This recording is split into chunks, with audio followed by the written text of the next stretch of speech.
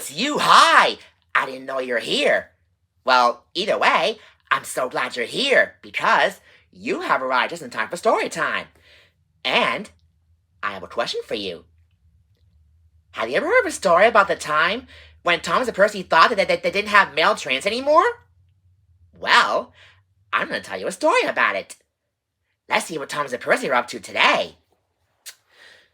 At night, when the other engines are tucked away in their sheds, you can still hear the faraway call of an engine's whistle and a clickety clack of train wheels turning.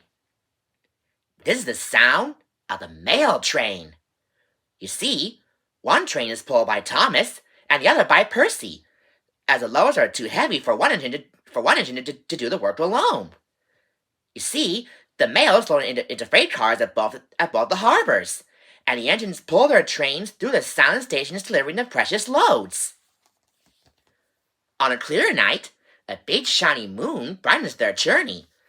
But often Thomas and Percy can't even see the stars. But whatever the weather, lamps along the track always light their way. One night, Percy was waiting at the junction. The mainline train was late. At last, Henry arrived. Sorry, he puffed. The mail boat from the mainland was delayed. Come on, Percy, said his driver. Let's make up for lost time. The mail boat's been delayed? I wonder why. Maybe it's got stranded by the sea or something, or I don't know. Oh well. Shall we continue on and see what happens next? Good idea. Percy puffed along as quickly as he could, but the sun was already rising as he finished his work. Never mind, thought Percy. It's nice to be up and about when it starts a new day and there's no one else around. Percy was not alone for long. Bother, said Percy. It's that dizzy thing, Harold. Good morning, whirled Harold. I always say railways are out of date, but you're so slow with the mail. You should get everyone their stance about post-haste. Percy was too tired to explain. Bird brain, he muttered. Good morning, Percy, called Duck. You're up early this morning. No, you're wrong, sighed Percy. I'm back, tired and late. He rolled into the shed and fell asleep almost before his buffers touched the bar.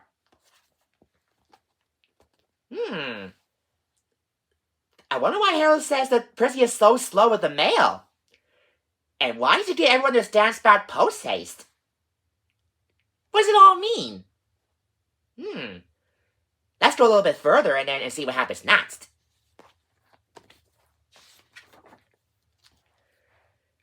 His driver decided to set off early that evening. Thomas was waiting at the station. Thank goodness I have a chance to speak to you. Driver says that the person in charge of the mail has complained to the topham hatt about the delay last night. But that wasn't my fault, replied Percy. I know, said Thomas, and so does the topham hatt, but this mail person wouldn't listen. Tonight we'll just have to be quicker than ever before. The engines were just leaving the station when they heard a familiar buzzing. I say, you two, there's news flying about. Where? Puffed Percy crossly. All over the place. They're going to scrap the mail train and use me instead. Wings work wonders, you know. Always. Rubbish, huffed Thomas. Did I hear right? Did Harold say that they're really going to oppose the mail train and use Harold and use him instead? That doesn't make any sense at all. What do you think? Shall we see what happens next?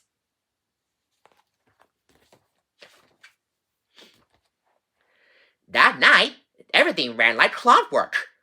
Thomas and Percy steamed through the stations, making good time everywhere they went. But at a station whenever, Thomas noticed the man looking cold and worried. He had missed his train home. We didn't give you a ride, said Thomas's driver, but I'll be rather uncomfortable. Thank you, said the man. Anything's better than sitting here. The next afternoon, Percy passed the airfield and saw Harold. Hello, lazy wings. Are you too tired to fly today? The wind's too strong, grumbled Harold. I've been grounded. You need snails, laughed Percy. They work wonders, you know, always. No wonder Harold's been so slow with the mail, because I guess he's been grounded, and the wind is too strong for him. Maybe that's the reason why the mail is so slow. What do you think? Shall we see what happens next? Good idea! That night, Sir Topham Hatt showed the two engines a letter.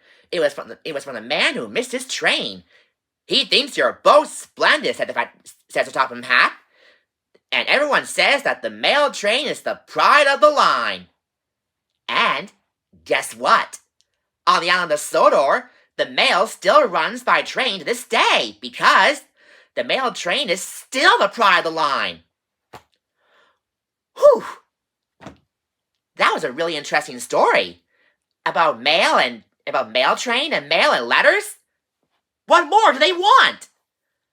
And if you have any letters or mail, why don't you send them to me? I'd love to see them.